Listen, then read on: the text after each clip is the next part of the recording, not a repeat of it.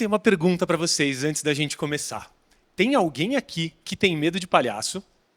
Pode ser sincero. Não? Não? Então, vocês estão, mas fiquem tranquilas, vai dar tudo certo. Tem gente que é demitida pelo chefe. Eu fui demitido pelo meu filho de 7 anos. Já pararam para pensar como isso pode marcar a vida de alguém? Ser demitido pelo filho de 7 anos? A história começa muito antes disso. A minha história começou quando eu tinha mais ou menos 11 anos de idade. Eu comecei a estudar esse mundo da tecnologia da informação, que antigamente a gente chamava de informática. E nessa hora que eu comecei a estudar sobre informática, eu tinha que ler manuais. Então, naquela época, os manuais não era como hoje, que você acessa a internet e fala, quero lançar um foguete, vai ter algum curso para você comprar. Não, eu tinha que comprar livros. E na maior parte das vezes, esses livros eles eram em inglês. Então, já existia, logo de cara, uma dificuldade grande entre você aprender alguma coisa. E isso me desafiou. Para aprender a programar, eu brincava com a minha irmã. Na época, a minha irmã, 9 anos mais nova, ela falava, pô, brinca comigo. E aí, caramba, 9 anos de diferença, o que eu vou brincar com ela? E eu encontrei uma forma de ter alguma interação. Enquanto eu desenvolvia um programa de supermercado, ela ia lá, pegava aquelas frutinhas plásticas, sabe, aquelas que vendem na feira, e ela vinha e falava, eu quero essa maçã. E cada vez mais eu ia falando para ela, vai mais longe, busca lá com a vovó, para eu ter mais tempo para programar. Olha que loucura. Então eu usava esse período, enquanto eu cuidava e brincava com a minha irmã, para eu me desenvolver, eu estudar cada vez mais. Era um misto de criatividade com curiosidade. Era uma parada muito, muito, muito interessante. Mas, como todo adulto bem-intencionado, né, e eu já com alguma carreira na área de tecnologia, eu resolvi conversar com um banco.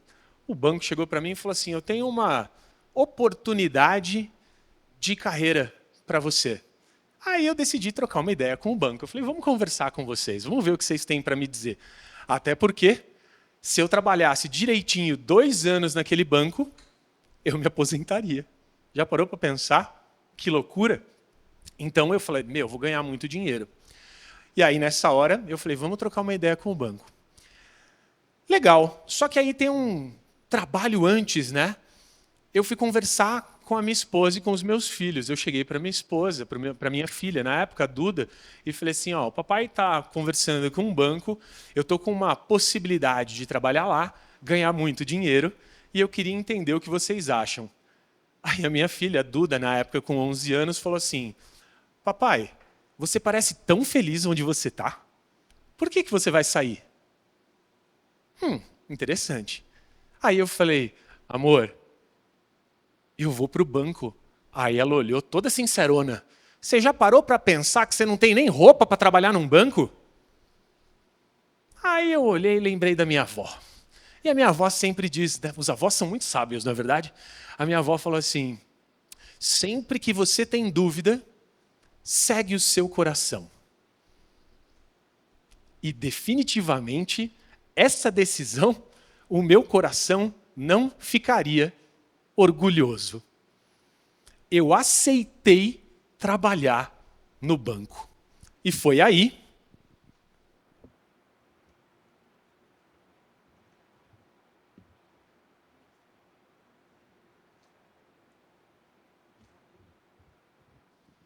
que eu me tornei um executivo na área de tecnologia da informação. Eu tinha secretária, eu tinha pompa, eu tinha todo aquele negócio que os bancos dão para um executivo. Trabalhava 14 horas por dia, agenda cheia, eu não tinha tempo para ir no banheiro. Eu chegava e pedia para minha secretária, você consegue deixar minha agenda lá 15 minutinhos, só para eu poder ir no banheiro? Eu estava lá, caminhando, firme e forte, para onde? para um burnout. Para um burnout.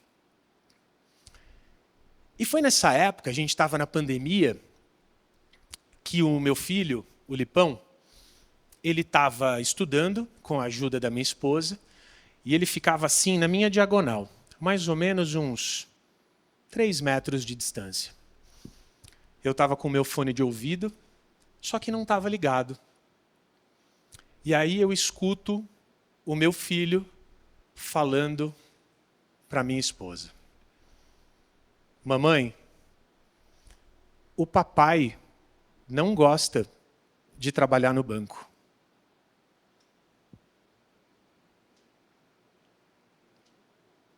E aí eu olhei para ele e disse assim: o que foi?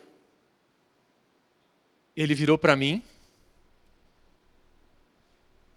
papai, você não gosta de trabalhar no banco. É óbvio que eu não estava feliz, mas não era um assunto para conversar em casa, né? Chegar e falar assim: tomei uma decisão errada, eu não estou feliz. Aqueles nossos planos não vão dar certo. É difícil falar isso, ainda mais para as crianças. Mas o meu filho, com 7 anos, ele identificou a minha tristeza. Ele entendeu que algo não estava bem. E foi nesse momento, que eu fui demitido pelo meu filho de 7 anos. Eu corri para o banheiro, me tranquei, chorei por 3 horas. Quando eu saí, que eu comecei a entender o que estava acontecendo, 2 dias depois, eu decidi formalizar a minha demissão. Até porque eu já tinha sido demitido pelo meu filho. Se eu parar para pensar bem, eu já tinha sido demitido pelo meu coração. Não é verdade? E nessa hora, eu deixo de ser um executivo de TI.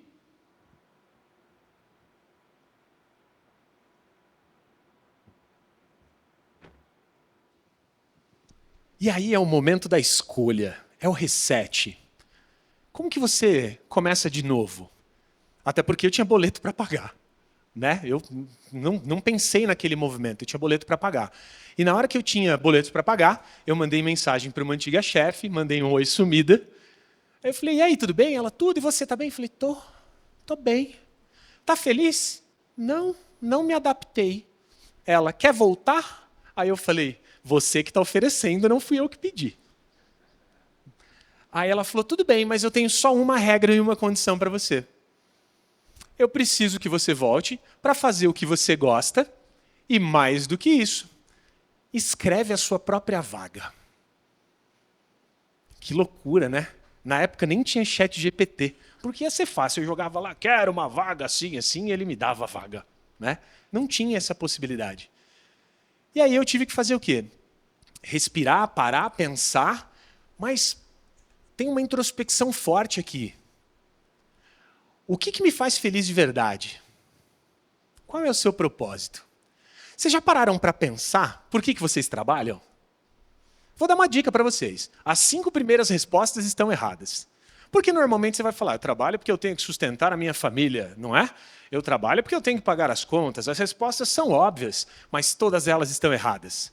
Vocês trabalham por um motivo simples. Porque vocês têm sonhos. Cada um de vocês aqui dentro tem um sonho. E é por isso que vocês trabalham.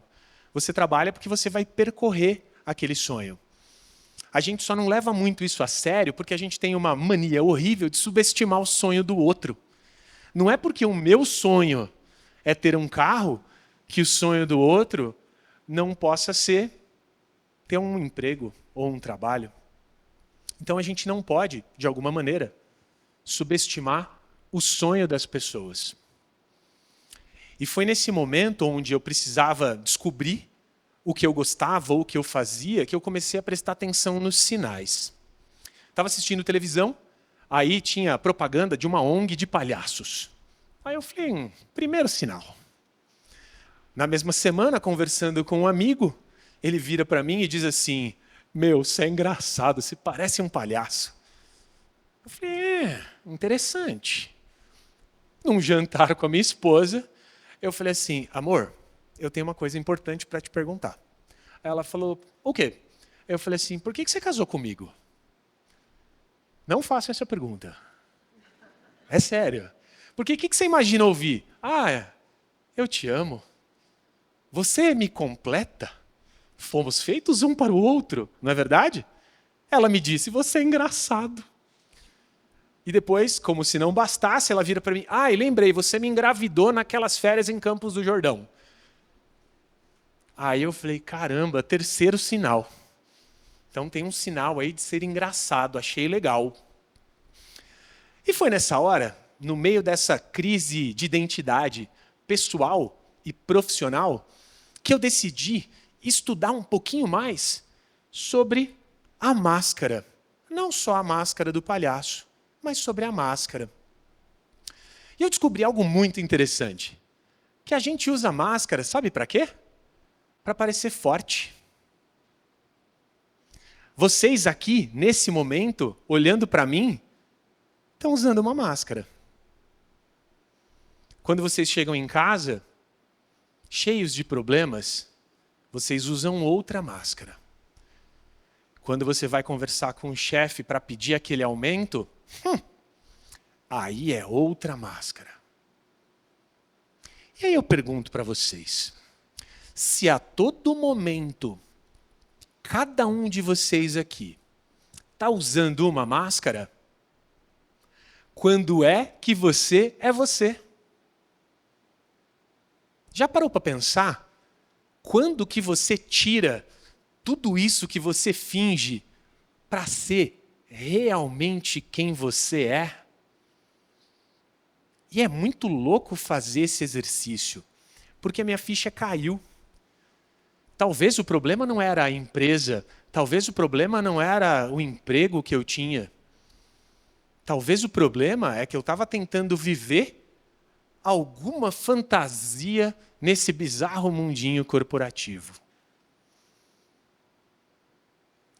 Vocês já pararam para pensar que Márcio Libar, um grande mestre, ele me disse assim, quando a gente vai no circo,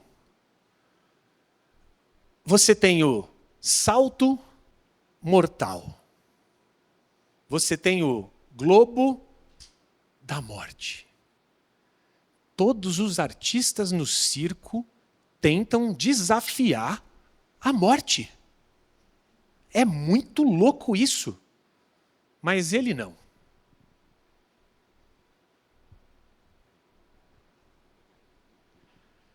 Quando chega o palhaço, ele entra, tropeça e cai. E sabe o que a gente faz? A gente ri. Vocês sabem por que a gente ri do palhaço? Porque a gente se identifica nele. A gente não se identifica naqueles malucos que estão tentando se matar. A gente se identifica no palhaço. Porque o palhaço, exatamente assim como nós, ele falha. E a gente ri. A gente acha bonitinho quando algo cai, ele abaixa, o outro chuta. Mesmo quando a gente sabe o que vai acontecer. Não é muito doido? Quando a gente começa a pensar na máscara, se eu convidar todos vocês aqui para sair agora correndo e imitar uma abelha, vocês vão achar muito estranho. Mas o palhaço pode. Não é verdade? Quando a gente veste essa máscara, que para alguns é um pedaço de plástico, para outros é um pedaço de látex, a nossa verdade aparece. É quando a gente usa a menor máscara do mundo que a gente volta a ser criança. A gente começa a olhar para o quanto a gente é vulnerável, para o quanto a gente aceita o erro. E não é muito louco a gente precisar colocar uma máscara para ser a gente mesmo? Quando a gente começa a pensar nessa jornada, e essa jornada de você, de fato, ter a sua verdade surgindo, eu gosto de lembrar deles. Porque eu ainda não me tornei um palhaço profissional, mesmo depois de tanto estudar. Talvez eu nunca me torne um palhaço profissional. Mas não é importante. O verdadeiro reset, para mim, não foi mudar de empresa, não foi mudar de emprego, foi tirar a máscara. Foi eu parar de fingir quem eu nunca fui.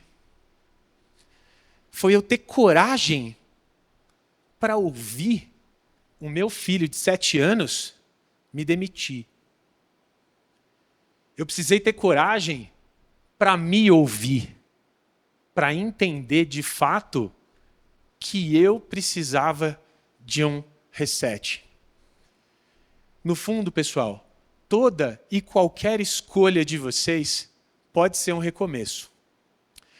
Mas vocês vão precisar ter coragem para serem vulneráveis. E mais do que isso, aceitem ser quem vocês verdadeiramente são. Um muito obrigado para vocês.